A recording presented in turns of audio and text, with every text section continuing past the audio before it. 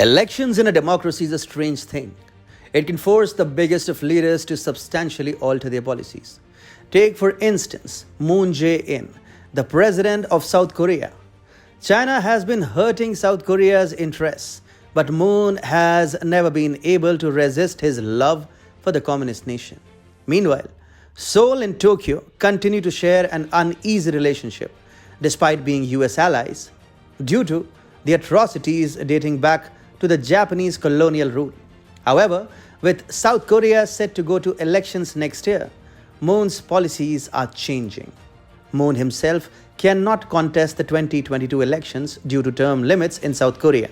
Yet, he cannot afford to put his Democratic Party in a spot of bother, which explains some big changes in his policies.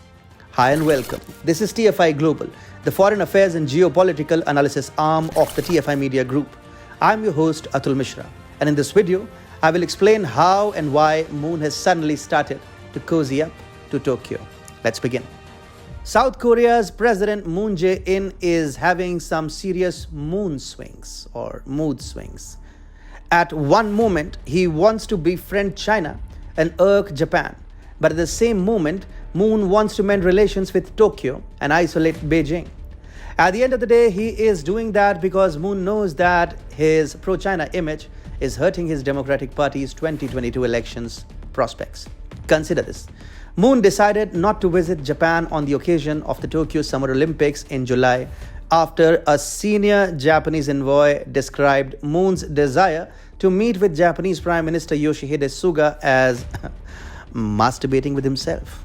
But now, Moon suddenly wants to open up to talks with Japan. Earlier this month, Moon said that his government remained open to dialogue with Tokyo.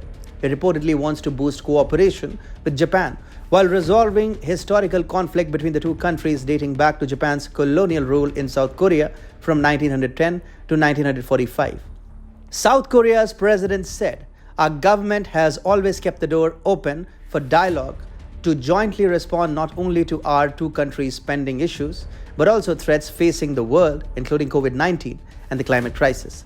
He added, "For historical issues that need to be rectified, we will resolve them through actions and practices that are consistent with universal values and the standards of the international community." You might wonder why Moon is being accommodative despite lewd remarks by a senior Japanese diplomat.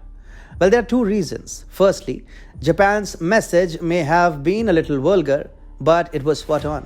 Under Moon, Seoul has taken a slew of decisions that have exacerbated the historical conflict between Japan and South Korea. Korean courts, for instance, ordered Japan to compensate victims who were coerced into working for Japanese companies and wartime brothels. Japan, however, claims that the issue of compensation was settled by a 1965 treaty that normalized relations between Seoul and Tokyo. Secondly, Moon has an image crisis to tackle.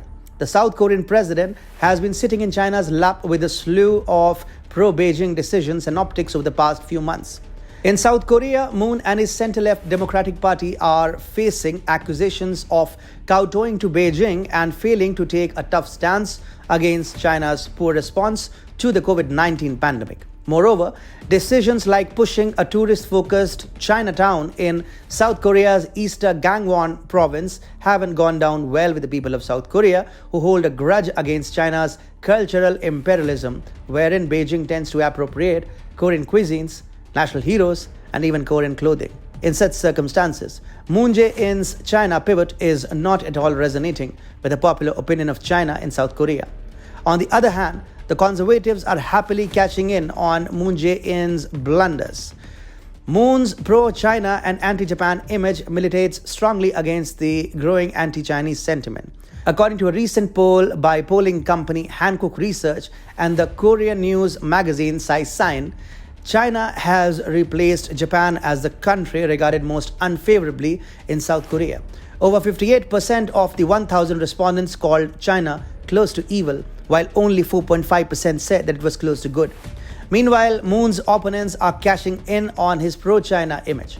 South Korea's main opposition leader is a 36-year-old conservative, Lee Jun-seok. He is a major China hawk and doesn't shy away from calling out China for its anti-democratic and totalitarian mindset. In fact, Moon's conservative opponents have also started supporting a broad policy to improve their relationship with Tokyo and isolate Beijing.